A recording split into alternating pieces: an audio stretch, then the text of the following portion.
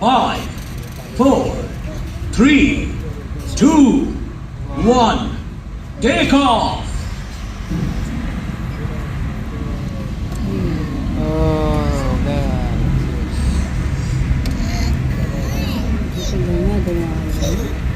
Yeah.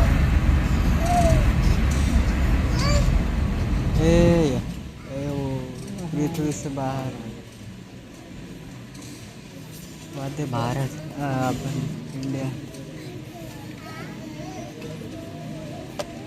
उम्मीद है कि आप सब आराम से हैं। वो एक शानदार लॉन्चिंग थी और अब हम कुछ मन भावन नजारे देखने वाले हैं। हाइपर क्रूजिंग स्पीड पर हम पहले से ही वीनस पर पहुंच चुके हैं। जुपिटर पार करते ही नाश्ता परोसा जाएगा। हम आपको एक रेगिस्तानी ग्रह का अच्छा दृश्य दिखाने जा रहे हैं। हमारे अनुमान के मुताबिक वीनस की सतह पर तापमान 860 डिग्री फ़ारेनहाइट है। किसी भी तरल चीज का वाष्पीकरण करने के लिए पर्याप्त गर्म, यहाँ तक कि सीसा भी पिघल जाए। बादल सल्फ्यूरिक एसिड से बने होते हैं। जब वीनस पर बारिश होती है, सतह इतनी गर्म होती है कि उससे टकराने से पहले ही बूंदों का वाष्पीकरण हो जाता है। आगे है लाल ग्रह मार्स। ये भी एक रेगिस्तानी ग्रह है, लेकिन मार्स वीनस की तरह उबलता गर्म नहीं है। इस वक्त इसका तापमान 70 डिग्री है, लेकिन आज रात तक ये 0 से नीचे 100 डिग्री हो जाएगा। आप एक मार्टियन छुट्टी पर पृथ्वी से आए पर्यटकों से भरा एक लोकप्रिय रिसोर्ट देख सकते हैं। ये शायद बारबाडोस ना हो, लेकिन ये दृश्य अतुल्य है। अब हम जुपिटर के ग्रेविटेशनल फोर्स को महसूस कर रहे हैं, और जैसा कि आप खिड़कियों से देख सकते हैं, ये विशाल ग्रह घने बादलों की परतों के नीचे छिपा हुआ है, जिसमें ज्यादातर अमोनिया और सल्फर है। ये ऑरेंज स्पॉट एक हरिकेन जैसा तूफान है जो कम से कम 300 वर्षों से उग्र है। ये तूफान इतना विशाल है कि 3 पृथ्वी इसके अंदर समा सकती है।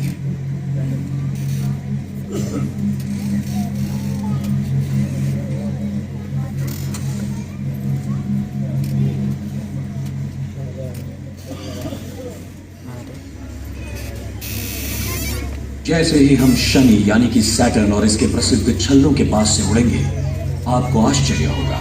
दूर से छल्ले रेशमी दिखते हैं, लेकिन करीब से आप देख सकते हैं कि वास्तव में वो बर्फ से ढकी चट्टानों की परतें हैं जो आकार में भिन्न हैं, छोटे कंकड़ से लेकर विशाल शिलाखंड तक।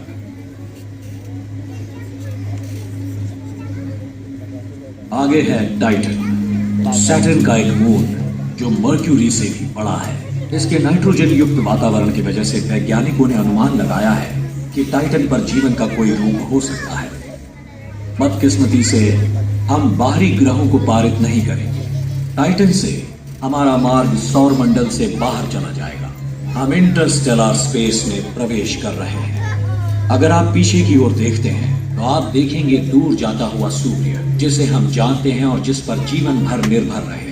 अब किसी भी अन्य स्टार से ये अलग नहीं दिखता।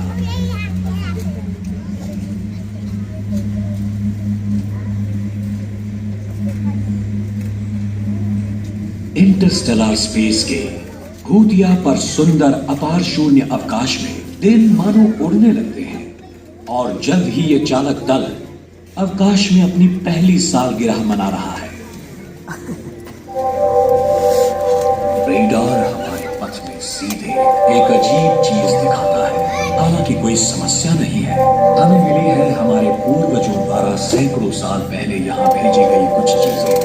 ये है वॉयेजर अंतरिक्ष यान। इसकी सामग्री में पृथ्वी से ध्वनियों से भरा एक डिस्क है। पैक और चक बेरी से लेकर वैदिक भजनों तक सब कुछ। अगर वॉयेजर एलियंस के हाथों लग जाए तो ये उम्मीद थी कि संगीत शायद यूनिवर्सल लैंग्वेज के तौर पर काम आए।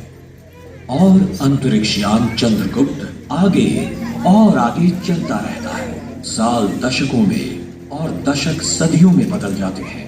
नई पीढ़ी पैदा होती है और वो स्पेसशिप में ही अपना संपूर्ण जीवन बिताती है, अपने माता पिता द्वारा शिक्षित होने में और अपने बच्चों को इस मिशन के बारे में सिखाने में और ब्रह्मांड की प्रकृति समझने में। ये इतिहास की वो युवा पीढ़ी है जो अंतरिक्ष में जन्मी है अंतरिक्ष में ही पली बढ़ी है और अंतरिक्ष शिक्षित है। अपने आप की कल्पना करें इन्हीं बच्चों में से किसी एक के रूप में कि आप एक खगोल विज्ञान वर्ग में हैं और आप सीख रहे हैं ये वाकई चौंकाने वाली बात है कि आसमानी तारे भी बिल्कुल इंसानों की तरह ही हैं। उनका जन्म का समय और मृत्यु का समय तय होता है। कुछ अकेले होते हैं तो कुछ के साथ ही होते हैं, कुछ छोटे होते हैं तो कुछ बहुत ही बड़े।